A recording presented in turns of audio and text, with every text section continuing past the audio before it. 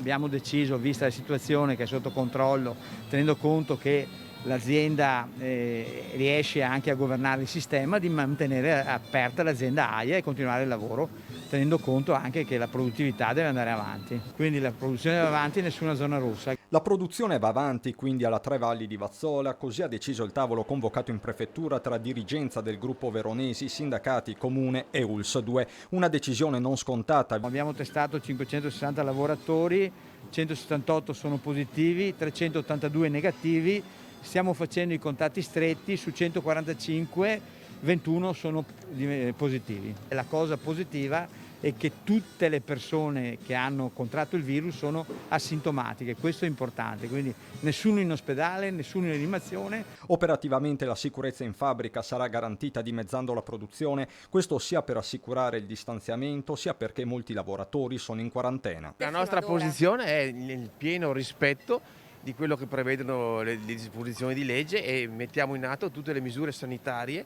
e di distanziamento possibili per mantenere in sicurezza i lavoratori. La produzione è ridotta al 50%.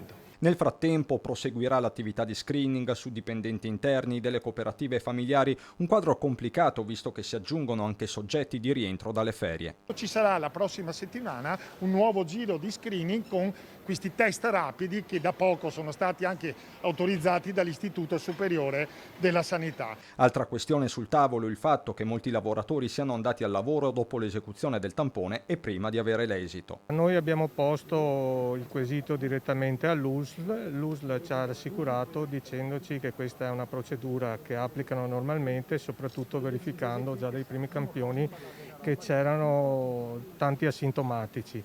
Questo ci lascia ancora un po' di perplessità. Inevitabile guardare anche a eventuali contraccolpi occupazionali o danni d'immagine. Io mi auguro che non ci sia perché l'azienda è seria, fa parte di una delle industrie più importanti a livello italiano e comunque l'azienda possiamo dire che ha fatto tutto quanto necessario.